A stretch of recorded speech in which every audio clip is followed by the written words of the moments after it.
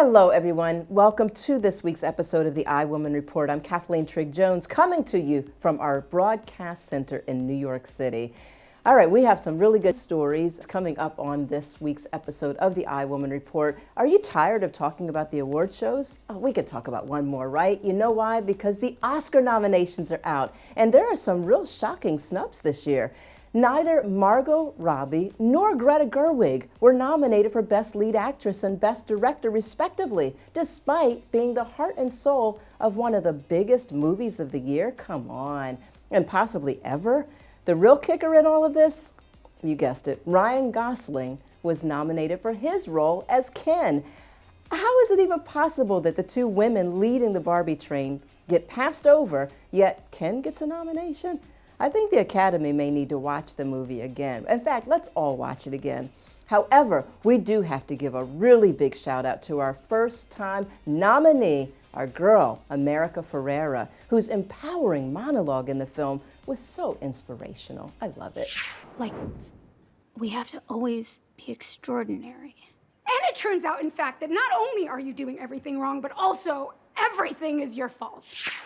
All right, every year we are so excited to be able to partner with the New York Women in Film and Television on their annual Online Shorts Film Festival. Have you checked out the films? Well, you can check them out right now on iWoman.tv. Lock yourself in on the weekend, watch some films. Anyway, one of my favorite parts is that iWoman actually gives an Audience Choice Award to the top 3 most viewed films. I get a chance to chat with the amazing women who are behind creating such inspiring films. And this week, I got a chance to sit down with our first place winner, Gurinder Singh. She is the writer and director of a short film called Rising Lotus. If you haven't checked it out, here's a sneak peek of the film and my conversation. Okay. Come on. Didn't you get my messages? We can't have you here. We need to wait until the pandemic passes. Dr. Banerjee, I need this job. I need to protect my family. Sit. Here. Have this. Again. Have you thought about how all this affects our mom? Leaving is an option. I am really excited to be able to be joined today by a filmmaker who's just extraordinary. She is the winner of our Audience Choice Award for our 2023 iWoman and New York Women in Film and Television Film Festival. Gurinder Singh, I have watched this film now twice, actually 3 times. When it was first submitted, I took a look at it. The film is called Rising Lotus, and it's a really sensitive topic that you're delving into. What gave you the inspiration to make this film? Yeah, it definitely is a sensitive topic, and the inspiration, first, it came from my mother. She's such a powerful, inspiring woman, and I grew up in Michigan, so the Indian American community there was filled with a lot of immigrants who came from India, and they were in arranged marriages, but I saw a lot of women stuck in abusive marriages, and my mom would try to get them out, and they wouldn't get out. It was very tough to get out, and so that was one. And then during COVID, with the lockdown, it really exasperated the whole situation, and people couldn't get out. Set the stage for Rising Lotus. It's about a woman, a Punjabi immigrant woman, who is stuck in an abusive marriage, and she keeps finding excuses and is unable to get out. And it's only until her son's life is in danger that she finds the courage to get out. And then it's about her trials and tribulations and what the mother and son, their journey and what they go through, and then how they persevere at the end. Okay, so aside from winning the New York Women in Film and Television iWomanTV Audience Choice Award, what other film festivals have you entered? Have you had any other big wins? Yes, absolutely. It was so pleasantly surprised. The film has done pretty well. I think it's gotten into over 60 festivals. It won the best short film at the Nice International Film Festival that takes place around the Cannes time, and a bunch of other prizes as well. So the film actually did pretty well. Okay. Now let's just talk about your day job, because this is not what you do for a living. Right. I'm still kind of stuck there, right? So, did what you do as a career, you're an attorney, yes. Did that actually help with this process in a sense? Absolutely. Being a lawyer, you're trained to think in a certain way, which was helpful. And I had my company's so great, very supportive, whatever I need. Some actually came to be extras in the film. So it's, the company is very supportive as well. But yeah, I think it does help, and then it brings other life experiences to the film. So I think that, you're an engineer, you're an attorney, you're a go-getter. Talk to me about inspiration for other women that might be watching this and might say, but I don't have money, but I'm not an attorney, but I'm not an engineer. I don't have a company that would back. Like what do you say to people who want to do this? That's a great question. I think anyone can do it these days, as far as just we have phones, and phones are they're cameras, and they have great quality, and there's so many films that have done really well with phones and cameras. I think it's a matter of just doing it, and there's I don't think you really need that much budget. Now I'm realizing some of these things, that you can just get a bunch of friends together, write a story, and then actually shoot it. And do more of it. Keep doing it, because the more you do, the better you get. Right. Again, congratulations. We are delighted to present you with our Audience Choice Award for your film, Rising Lotus. It is an incredible film. You are beautiful, you're incredible, you're talented, you are every woman, and we're so happy and honored to be able to support you in your journey. Thank you so much. Thank you for having me, and thank you for your support and everything that women do, and I really appreciate it. Thank you. On behalf of iWomanTV and women creators around the world, congratulations. Thank you. Thank you so much. Talk about talent. I was so inspired by her. And to think that this was the first time that she had ever endeavored to even make a film of her own. She directed it and produced it, and of course, she's got several other projects now on the horizon, and hopefully we'll get a chance to work together here at iWomanTV. Make sure you check out the full interview on iWoman.tv, and again, you can definitely check out her film as well. We'll be right back with another trailblaze her who's making waves as one of our female firsts.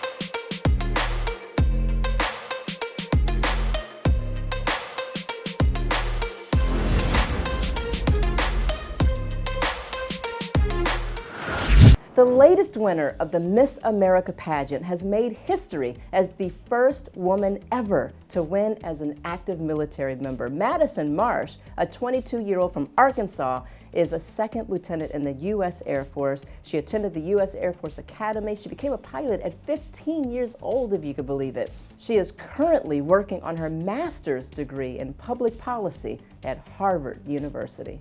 If you have not listened to her speech, in fact, her spoken word, you must check it out. She really, really is an incredible female, and I'm just so inspired by her.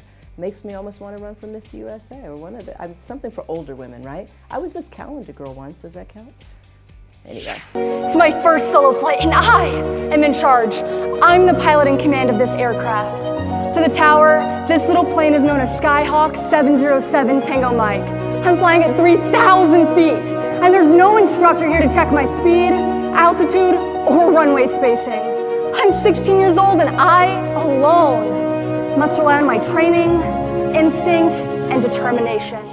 Congratulations, Madison Marsh, on this inspiring female first. Switching over to some sports headlines, Stanford basketball coach Tara Vanderveer has passed Duke coach Mike Krzyzewski for the most coaching wins in men's and women's college basketball history with her 1,203rd win. That's an awful lot of wins. Coach Vanderveer began her career in basketball as a point guard at Albany before she transferred to Indiana after 2 years. She landed her first coaching job in 1978 at Idaho. Since her time at Stanford began in 1985, she has won 3 NCAA championships, 5 Coach of the Year awards, and 14 Final Four appearances. Congratulations, Coach. Former President and First Lady Barack and Michelle Obama's oldest daughter, Malia, premiered her short film, The Heart, which was her directorial debut at this year's Sundance Film Festival. This isn't the Harvard grad's first foray into entertainment. She previously worked as an intern on the hit show Girls. She was a production assistant on the series Extant and even wrote for Donald Glover's critically acclaimed show Atlanta. Congratulations, Malia. Can't wait to see it. More likely than not, you've heard about the Stanley Cup craze, particularly among women online. Just a few weeks ago, when Starbucks released a collab with Stanley of a bright pink version for Valentine's Day, Stanley Cup enthusiasts camped outside of Targets like it was Black Friday. Clearly, the craze has not slowed down any. A 23-year-old woman, if you can believe it, in California was arrested the other day for stealing 65 Stanley Cups worth $2,500, looking right in the trunk of her car. She walked out the store like no one was going to notice it. I think that's pretty obvious. Well, she was arrested for grand theft. And while Roseville police officers have not yet identified the woman, they did release a statement on their Facebook page saying, while Stanley quenchers are all the rage, we strongly advise against turning to crime to fulfill your hydration habits.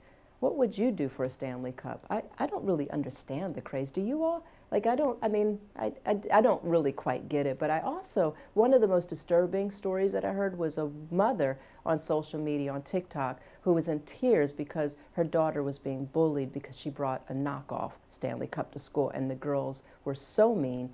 And I've heard a lot of that. So I don't know what this whole Stanley Cup craze is, but I don't like when people turn to illegal things or violence or just being mean over something that really, I mean, no offense, Stanley, but it's just a mug. Anyway, VP Kamala Harris's Fight for Reproductive Freedoms tour kicked off on January 22nd, the 51st anniversary of the passing of Roe v. Wade in Wisconsin.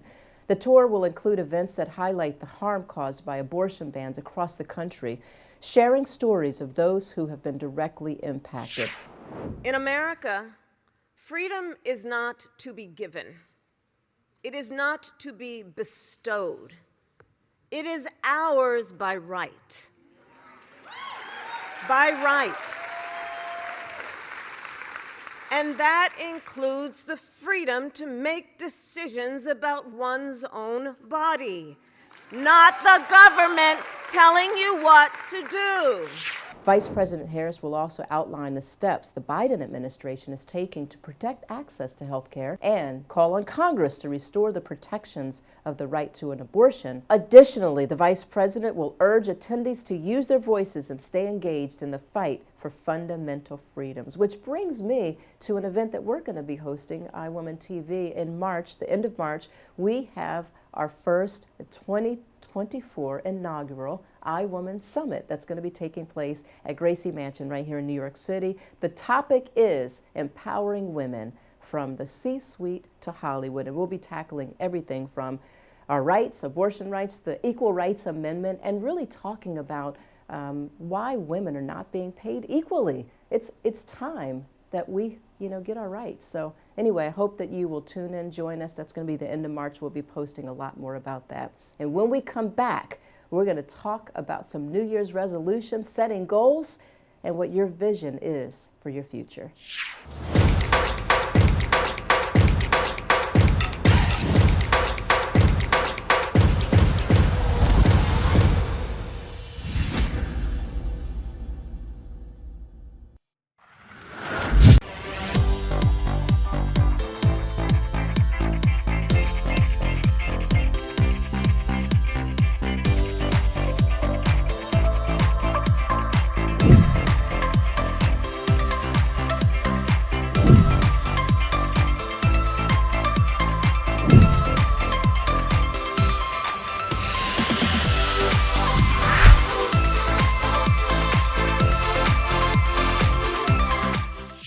This time of year, everyone likes to start off fresh with new resolutions and goals that often involve working out more, eating healthier, and many other ambitions to lengthen your life. However, everyone also has a really hard time sticking to those goals long term, which is why today I do want to talk about how we can prioritize our health in our upcoming year to ensure that we ladies are living a long and healthy life.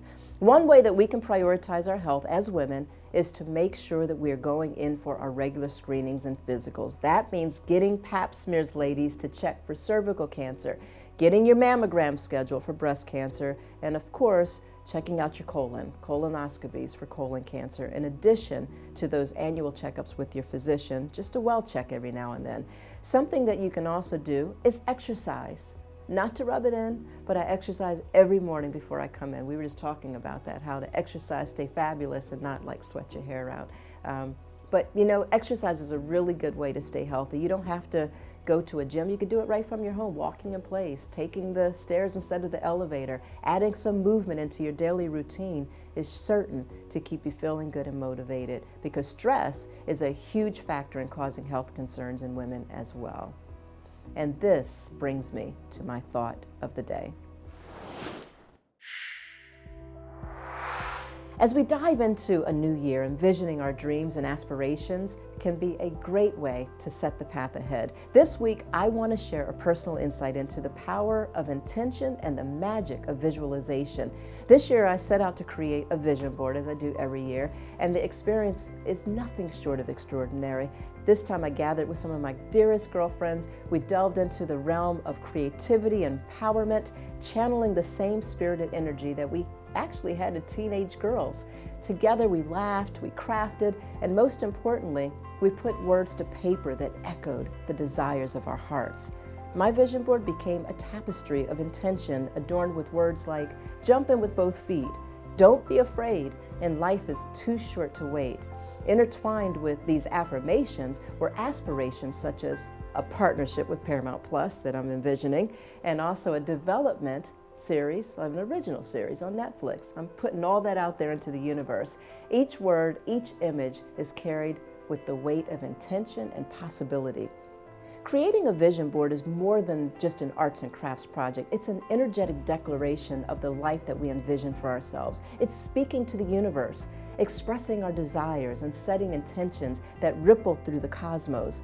The law of attraction reminds us that what we do put out into the universe always finds its way back to us. It's the universe responding to our energy. So, I invite you to consider what you envision for your own future. Join me in embracing the magic of visioning and visualization. I would love for each of you to take time to create your own vision board. Put your dreams and goals into the universe with intention and purpose, and then share that with me on social media. I promise you I'm going to respond. I'll read all of them and I'll share mine as well.